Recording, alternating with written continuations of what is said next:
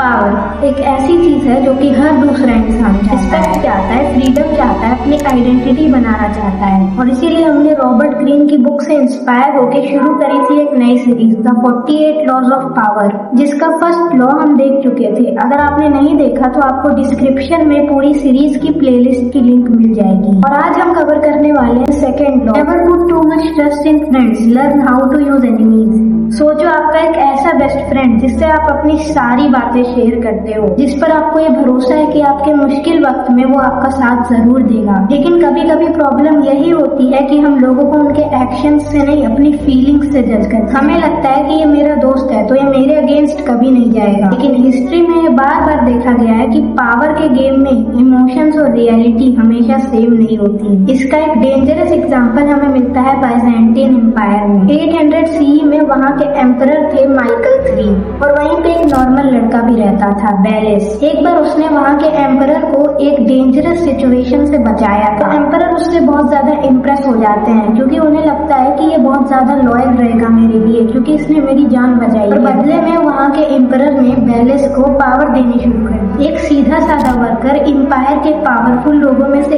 एक बन गया। जैसे पावर मिलने के बाद इंसान चेंज हो जाता है, वैसा ही यहाँ पे भी हुआ। बेलिस के पास अब कनेक्शंस थी, पावर थी, सब कुछ था।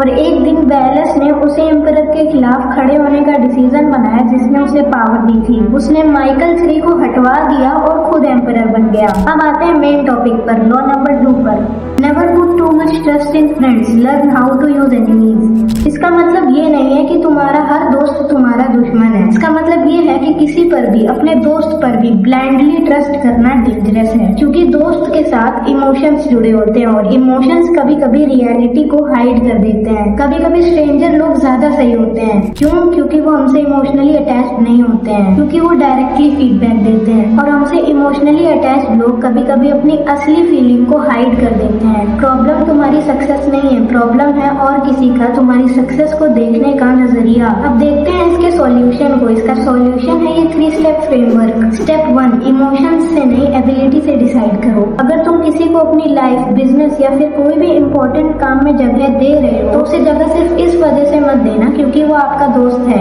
पहले देखो कि क्या वो इंसान केपेबल है, क्या वो इस रिस्पॉन्सिबिलिटी को हैंडल कर सकता है, और क्या वो इतना प्रेशर होने के बाद भी सही डिसीजंस ले सकता है या नहीं। एंड स्टेप 2, ट्रस्ट करो पर ब्लाइंड मत बनो। भरोसा जरूरी है, भरोसे के बिना तो दुनिया नहीं चलेगी। लेकिन भरोसे का मतलब ये नहीं है कि तुम अपनी जजमेंट को बंद कर दो। ऑब्जर्व करो, एक्शंस देखो, कंसिस्टेंसी देखो, क्योंकि वर्ड्स तो टेम्परेरी हैं पर एक्शंस हमको रियलिटी दिखाते हैं। कभी कभी जो इंसान आपको क्रिटिसाइज करता है वही आपको सबसे ज्यादा यूजफुल फीडबैक्स दे सकता है। हर एनिमी को हेट करने की जरूरत नहीं है, क्योंकि कभी कभी वो तुम्हें ऐसी चीजें दिखाते हैं जो तुमसे इमोशनली अटैच्ड लोग भी नहीं दिखा पाते। स्मार्ट लोग हर इंसान से सीखते हैं, चाहे वो दोस्त हो या दुश्मन। वार्निंग, इस लॉ को गलत मत समझना। इसका मतलब ये नहीं है कि तुम अपने दोस्तों से डिस्टेंस बनाओ। इसका मतलब ये है कि चाहे कोई भी हो उस पे ब्लाइंड ट्रस्ट मत करो, सब पे डाउट करो। तुम्हें बस लोगों के इंटेंशंस को समझना है कि वो आपके लिए क्या चाहते हैं। असली पावर ये नहीं है कि तुम्हें किसी पर ट्रस्ट ही नहीं करना है। असली पावर ये है कि तुम्हें पता है कि तुम्हें किस पर ट्रस्ट करना है और किस पर नहीं करना है। क्योंकि दुनिया में सबसे डेंजरस चीज कभी कभी तुम्हारा दुश्मन नहीं होता, तुम्हारे दोस्त भी होते हैं। और इसी के साथ हमारा लॉ 2 भी खत्म हो चुका है। मिलते हैं नेक्स्ट वीडियो में 4-5 दिन के बाद। I hope you like this video.